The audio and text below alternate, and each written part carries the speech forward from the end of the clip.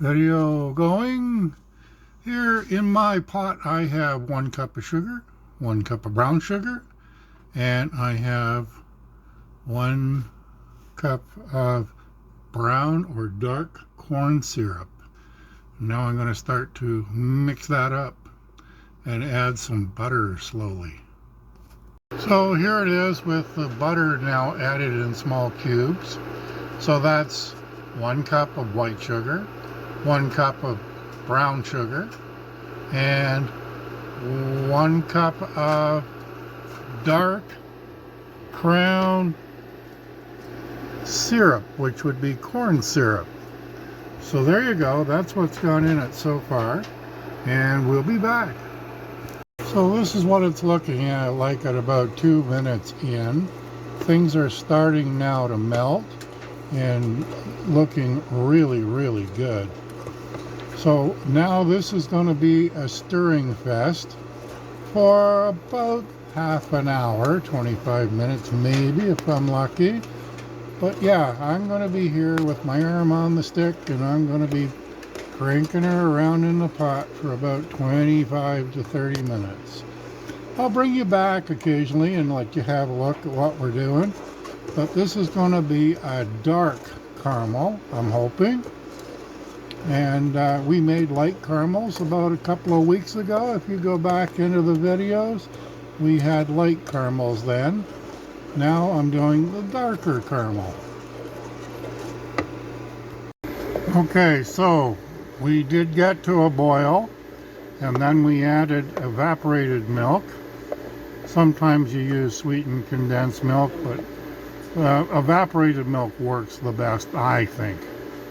So we used evaporated milk. And I want to say one more thing. It is dark brown sugar that we're using, not light brown sugar. So now you can start to see the caramel color coming here. And we're probably about 15 minutes into the stirring now. And yeah, it's coming along really well. The smell is fabulous. And yeah, I would expect that we'll have people coming up to visit us for a flavor test on this stuff soon. So anyway, yeah, this is it. Kind of cool. And yeah, I love caramels done like this. And yes, it is a lot of work. And yes, you know what? It's worth every bit of it, I think. We'll be eating these for a little while. Here you go. Back to you in a bit. Starting to come to a boil now. You can see it. So this is the last change that we'll have now. I've been stirring steadily for about 12 minutes.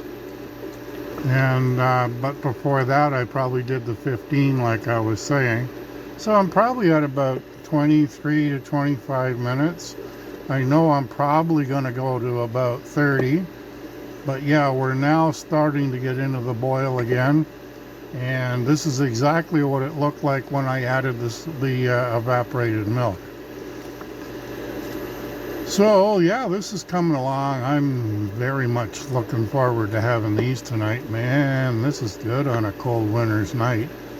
So basically this is about the 7th, I think, of March, and we are in the middle of an ice storm again.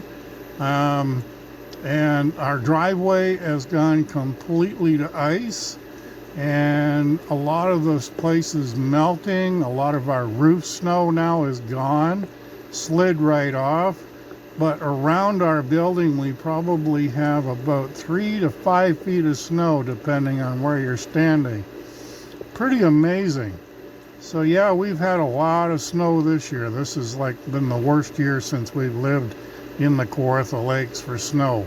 And man, I'm going to tell you, wish I was like the Van Wives and could head off to Mexico to our place down there, but you know, not right now.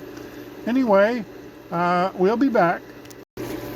So now we're really coming into the boil area, and our smell will start to change. And Georgina says that it will smell like what? Toasted marshmallows. Toasted marshmallows when we get there. And yeah, so it's coming along. We're probably at 212 right now because we're boiling. And we're going to go to 2 what? 38. 238. And we don't have a thermometer right now that goes to 238. We got one that goes to 220. So we'll have to do the hardball test in ice water. That's soft. Or softball test, I guess she says it is. I always played hardball when I played baseball, so I don't know. Well, we're coming right along with it still. Yep, I'm still stirring. It's about 33 minutes into it now. We got it chummed to 238 degrees, and we got really no way of knowing, but we do know that when we're there, it is going to smell like burning marshmallows. So Georgie's just going to try this right now and tell me where we're at. Okay. I'll pop it. It's a meat thermometer. Mm-hmm.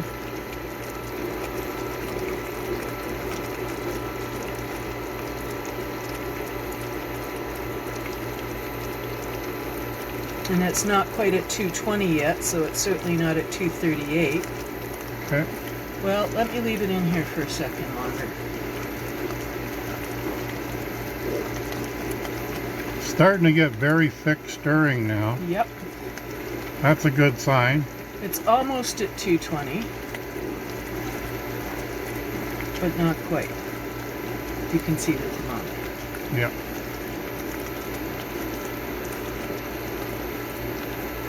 So I'll check it again in a couple of minutes. Couple of minutes. Well, we did get the caramels made, and yes, they did form up quite nicely and firm in the pan, about maybe a little bit more than ½ an inch thick. They cut extremely nicely with the knife, soft but nicely. They are not like the last caramels we made in that they cut quite easily, whereas the last ones were like, oh man, it was like trying to get through a rock, even with an extremely sharp knife. These ones cut very nicely.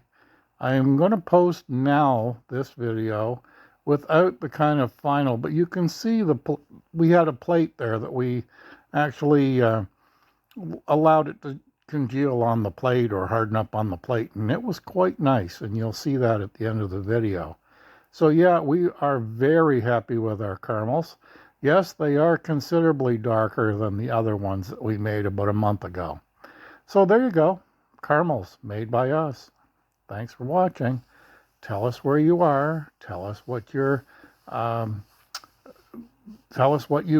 think of caramels and the fact that you didn't get a final picture. Let me know. And also subscribe. If you're not a subscriber, please subscribe. We'd love to have you aboard with our family. Steve's just stirring that. It's just come off of the element, and I'm going to put in the last of what I have in vanilla. And because it's not enough for this, I'm going to put in the rest in coconut, because we love the flavor of coconut, and it's really going to complement this. And you always add that right at the end. Yeah, you can't cook with it or it'll evaporate. So Steven's just about ready to go. I'm going to keep stirring this while he goes to get the scraper.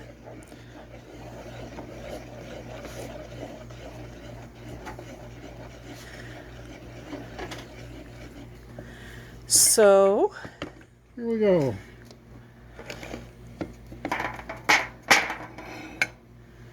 Right into the pot here.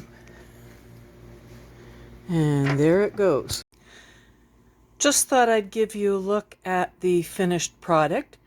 This is half of the caramels that we've been working on. And as you can see, there's a generous ring of melted butter around the edge of them. And they do cut fairly well.